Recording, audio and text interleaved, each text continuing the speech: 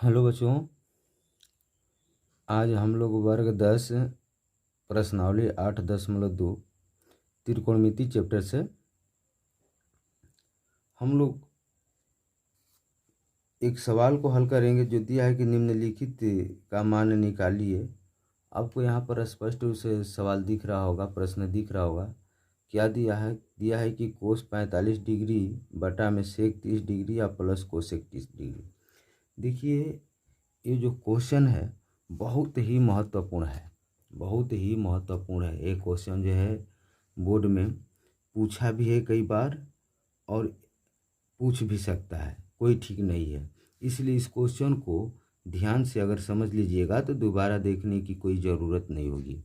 ठीक, ये बात नहीं है कि यही क्वेश्चन जो है पूछ सकता है। इस पर आधारित जो है कोई भी क्वेश्चन जो है पूछ सकता है जो मान निकालने के लिए कहेगा।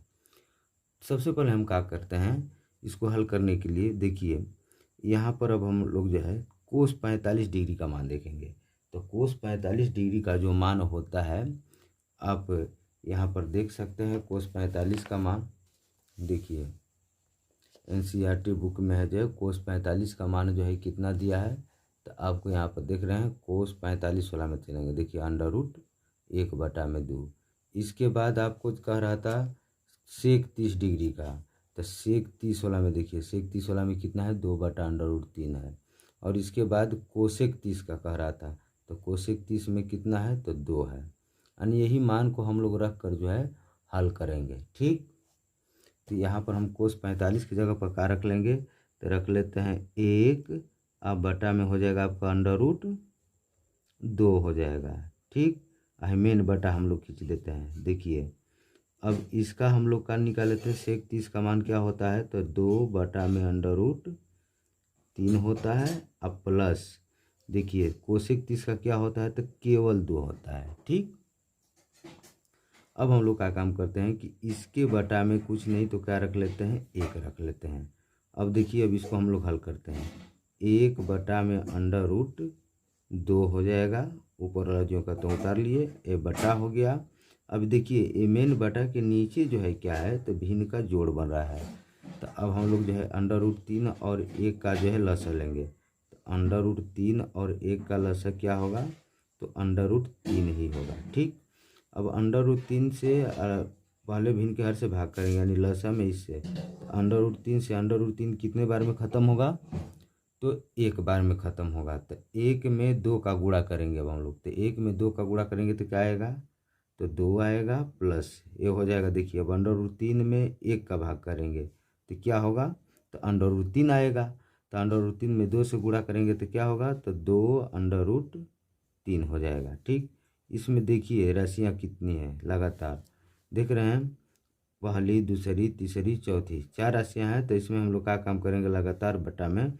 तो पहली बटा में दूसरी लिख देते हैं। क्या लिख देंगे, पहली बटा में दूसरी, यानी 1 बटा में अंडर रूट हो जाएगा आपका क्या चीज़, तो 2। ठीक, अब गुणे चौथी बटा में तीसरी, तो चौथी में क्या है, तो √3।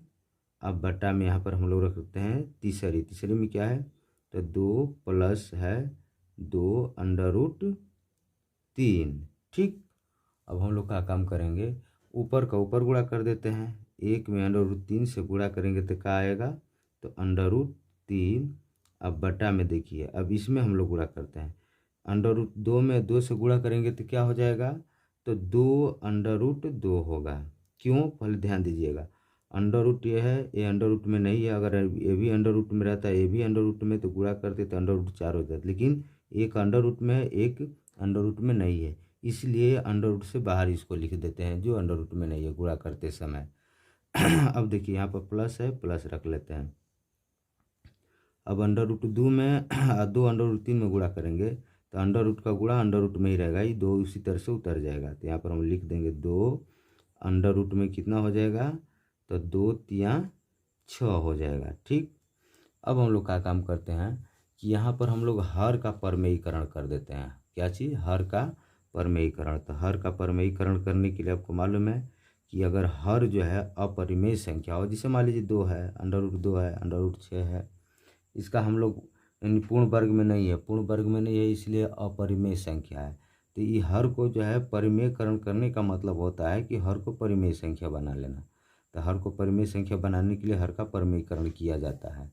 तो हर का परिमेयकरण कैसे करेंगे, तो देखिए यहाँ पर जो है आपको प्लस दिख रहा है तो माइनस है, इसी दोनों से हम लोग गुणा करेंगे, लेकिन यहाँ पर प्लस है तो क्या रख देंगे, माइनस रख देंगे। अगर यहाँ पर माइनस रहता है तो प्लस रखते हैं। तो यहाँ पर देख रहे हैं प्लस है तो क्या रख देंगे, माइनस। तो लिखते हैं क्या चीज़, तो 2√2 प्लस है तो माइनस रख लेते हैं, -2√6।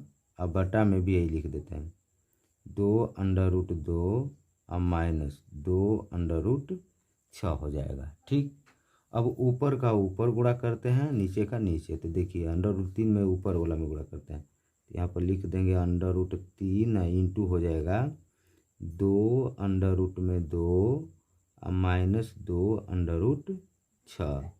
अब बटा में क्या हो जाएगा, इसको हम लोग लिख लेते हैं एक बार इंटू में।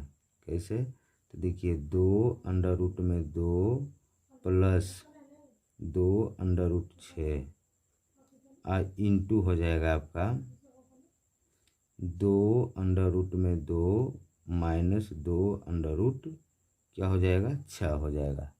ठीक, अब देखिए ऊपर का ऊपर गुणा करते हैं, √3 में देखिए इंटू में है तो गुणा कर लेते हैं।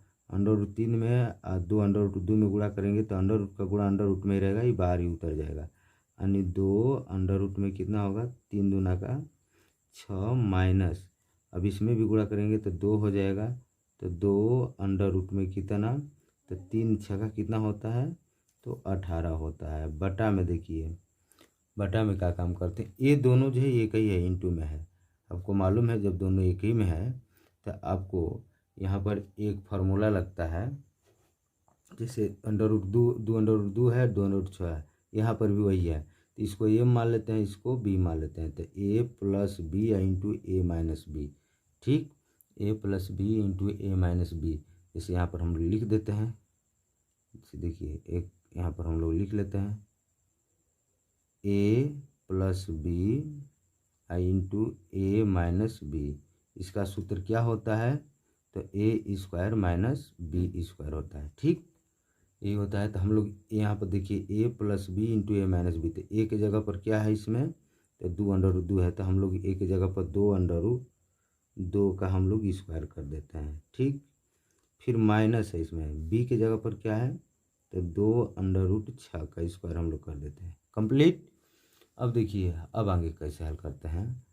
अब ऊपर का जो है 2 में कितना हुआ, तो 6 माइनस देखिए 2, यहाँ पर क्या है, तो 2 गुणे रख लेते हैं।